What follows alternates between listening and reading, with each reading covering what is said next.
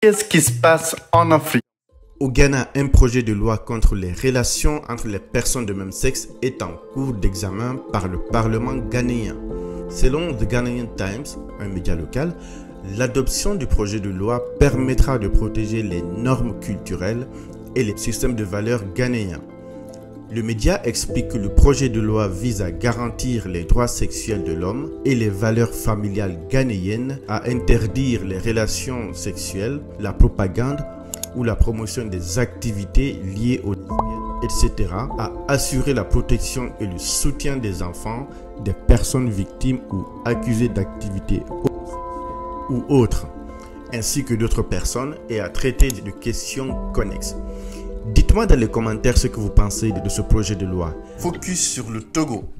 L'Afrique s'est toujours plainte du chantage des pays occidentaux à travers notamment le FMI et la Banque mondiale. Au lieu de financer les infrastructures, les usines ou l'énergie, ces deux institutions ont massivement contribué à affaiblir les États africains en leur imposant tout sauf ce qui peut développer un pays. Désormais, c'est terminé. L'Afrique veut compter sur ses propres institutions financières pour faire face à ses besoins, notamment en termes d'infrastructures. C'est pour concrétiser ces bonnes intentions que le Togo a accueilli un forum historique organisé par Africa 50 ce 3 et 4 juillet. Pourquoi ce forum est historique?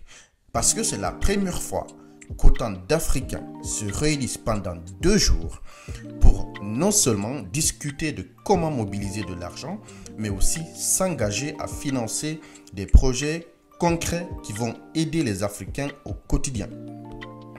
Il a réuni un groupe diversifié de 17 acteurs africains, des fonds souverains, des institutions de financement du développement, des banques, des fonds de pension, des gestionnaires d'actifs, des agences de gestion de retraite.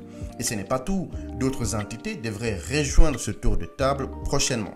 Le Fonds d'accélération pour les infrastructures d'Africa 50 est un instrument essentiel qui vise à combler le déficit de financement dans le domaine des infrastructures en Afrique. Ces investissements permettront de réaliser des projets d'infrastructures transformateurs dans divers secteurs comme l'énergie, les transports, les télécommunications ou l'eau. Alors, pour ceux qui se posent la question, sachez qu'Africa 50 est une plateforme d'investissement de premier plan dédiée aux infrastructures dont l'actionnariat comprend tous les pays africains. Dites-moi dans les commentaires ce que vous pensez de cette initiative. Le roi des Pays-Bas a demandé pardon au nom de son pays pour tout ce que ses ancêtres ont fait subir aux Africains pendant l'esclavage, qu'il a qualifié d'horreur et de crimes contre l'humanité lors d'un événement organisé le 1er juillet pour commémorer les 160e anniversaire de l'abolition de l'esclavage dans le pays et dans ses anciennes colonies des Caraïbes. Certaines personnes pensent que ces excuses n'étaient pas suffisantes et que les pays africains et les descendants d'esclaves devraient exiger des compensations pour les siècles d'oppression, d'exploitation et d'injustice qu'ils ont subis de la part des colonisateurs européens. Il souligne que l'esclavage a enrichi les Pays-Bas et d'autres pays occidentaux. Il faut rappeler que les Pays-Bas sont devenus une grande puissance coloniale après le XVIIe siècle, détenant des territoires dans le monde entier, et les marchands d'esclaves néerlandais ont vendu plus de 600 000 personnes.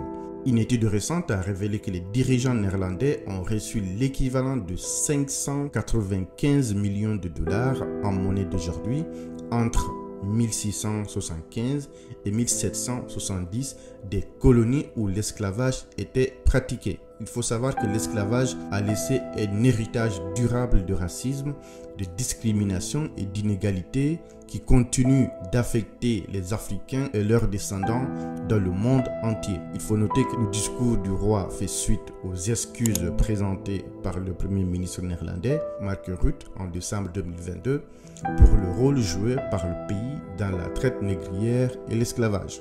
D'autres anciennes puissances coloniales telles que la Grande-Bretagne, la France ou encore le Portugal refusent non seulement de présenter des excuses mais aussi de verser des réparations pour l'esclavage.